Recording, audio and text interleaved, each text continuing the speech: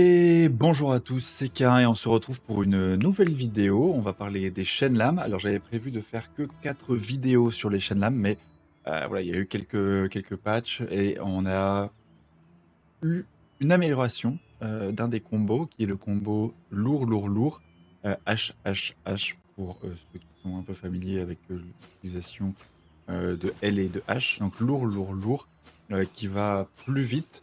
Et donc du coup, ça a créé, on va dire, une nouvelle méta sur les chaînes lames dont on va parler maintenant. Alors juste pour que ça parle à tout le monde, avant de commencer, ici on parle de ce combo qui est donc lourd, lourd et lourd. Ok. Donc si je tape sur le demi, ici, c'est ce combo. Donc qui fait des dégâts sur la vie, bien sûr, des dégâts aux membres et des dégâts mutilants. On va en reparler un peu plus précisément, mais le gros défaut de ce combo, c'est qu'il n'inflige pas de dégâts étourdissants, qui est aujourd'hui la méta du jeu et qui est, voilà, c'est un petit peu dommage, mais ça reste un très bon combo, je vais vous expliquer.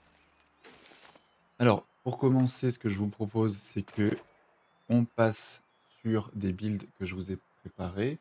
Donc 2 builds voilà, rapides pour vous montrer un peu de quoi il retourne. Donc celui-là, c'est le build que je vais jouer. Je vais vous le détailler après. De toute façon, je mettrai les liens en description de la vidéo. Mais en gros, c'est un build qui se joue sur adrénaline, endurance. Donc c'est un build que j'ai vu jouer pour la première fois par Texas Ranger au Shenlam. Moi, je jouais ce combo mais enfin, ce nouveau gameplay avec un autre build. Je vous détaillerai juste après. Mais voilà, c'est un build que je trouve assez intéressant et assez fort. Et qui, du coup, remet adrénaline au goût du jour sur les Shenlam. Donc c'est un build classique avec Berserker, Predator, Pulsation, Domination, etc. Alors moi j'ai joué ici avec l'arme Phalanx, parce que voilà, j'aime bien changer de temps en temps du Hélion. Mais voilà, les gros changements, c'est Adrénaline et Endurance ici. Donc voilà, je vous mets le build après, de toute façon je vous mettrai le lien, je joue avec la lanterne Pangar et le mode et spéciaux habituels. La deuxième variante de ce build, donc c'est celle que je joue un peu plus, c'est en fait, bon, c'est similaire, voilà, quasiment pareil, hein. Les seules choses qui changent, c'est que ici, je mets en avant Implacable et Sauvagerie. Et comme on l'a vu, les dégâts du combo, c'est des dégâts mutilants. Voilà.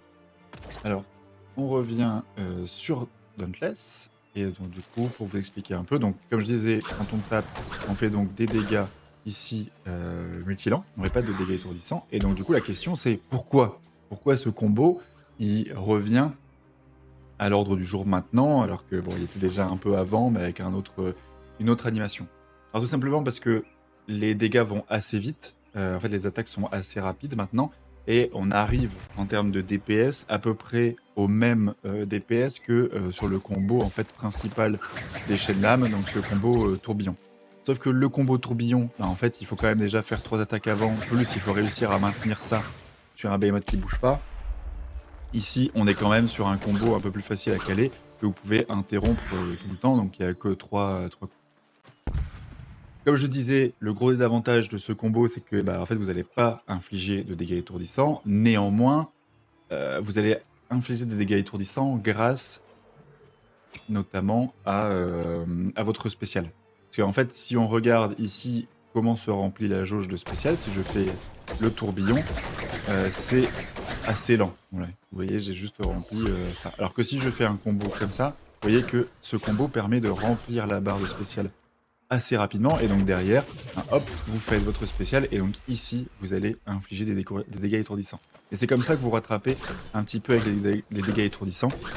Vous infligez des combos lourds, lourds, lourds. Vous, du coup, remplissez assez rapidement votre barre de spécial. Et donc derrière, hop, vous pouvez faire des coups lourds. Petite chose à savoir, pour bien jouer ce build, donc moi vous voyez ici je joue adrénaline. Le combo ne consomme pas énormément d'endurance. Vous pouvez voir ici, vous voyez je consomme pas énormément d'endurance. Par contre, j'en consomme, contrairement à un combo comme celui-là, le combo léger, léger, léger. Et là vous voyez, mon endurance se régène en tapant. Donc ce qu'il faut faire, c'est bien faire attention à utiliser un maximum vos esquives. Comme ça, en tapant, vous allez consommer l'endurance. Et donc par contre, ça va pas remonter. Et donc là, vous tapez vraiment très fort parce que vous êtes à zéro d'endurance. Voilà. Donc du coup, toujours essayer d'être, à 0.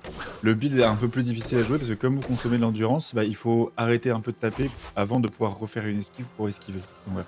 Et c'est là où potentiellement, ce qui peut être intéressant, c'est que, bah, voilà, là vous avez plus assez pour esquiver. Vous pouvez utiliser votre spécial vu qu'il remonte un peu plus vite, c'est moins gênant. Donc voilà la base du build, hein, on fait que des lourds avec des spéciaux quand on a la barre chargée. Voilà, c'est assez simple, assez simple. Et du coup, bah, comme vous mutilez en plus, la mutilation vous permet, même si vous jouez pas à implacable, sauvagerie et cetera, bah, de gagner des petits boosts, donc 15 de dégâts, 15 de vitesse d'attaque, ce qui est quand même, assez intéressant encore une fois, même si vous jouez pas à sauvagerie et implacable. Donc voilà, ça vient parfaire le build et c'est vraiment, vraiment très agréable. Effectivement, j'avais omis ce point-là, mais le fait de pouvoir mutiler, ça vous apporte quand même du dégât, de la vitesse d'attaque, donc ça rend le build vraiment, vraiment intéressant. Alors ce que je vous propose, bah, c'est de vous montrer un petit peu ce que ça donne en direct. Hop, donc voilà, c'est une run contre un petit Riftstalker, voilà, donc comme vous voyez, j'arrive sur le lieu du combat avec le minimum d'endurance possible. Je fais une petite esquive de temps en temps pour espérer garder mes 0 d'endurance. Donc là, vous voyez, je commence le combat, j'ai 0, donc je peux commencer à taper. Donc je fais quand même très très mal. Ici, on voit que très rapidement, c'est quand même un Harry Stalker de niveau 19. J'ai blessé, mutilé le Behemoth, donc j'ai mon pouvoir, ma ruée d'éther qui me donne 15% de dégâts, 15% de vitesse d'attaque. Donc ici, comme je perds la mutilation, je mutile une autre partie. En même temps, je casse les membres, donc le Behemoth ne bouge pas trop. Je continue donc à taper, et vous voyez que le Behemoth va mourir très très vite. Ici, je lui donne un coup de spécial, et il est mort assez vite. Voilà, donc c'était une vidéo très très rapide pour vous montrer ce 5e gameplay des Shenlam. Donc ce qui est intéressant avec les Shenlam, c'est que bah, du coup ça nous fait 5 gameplays jouables, ce qui est assez intéressant, hein. Et c'est, je pense, la seule arme, enfin c'est pas je pense, c'est vraiment la seule arme qui vous permet d'avoir autant de gameplay différents à jouer. Donc c'est vraiment un plaisir. Et le gameplay est vraiment, vraiment intéressant. C'est aujourd'hui un des meilleurs gameplays possibles avec le combo Tiki, mais il est plus facile à jouer. Voilà.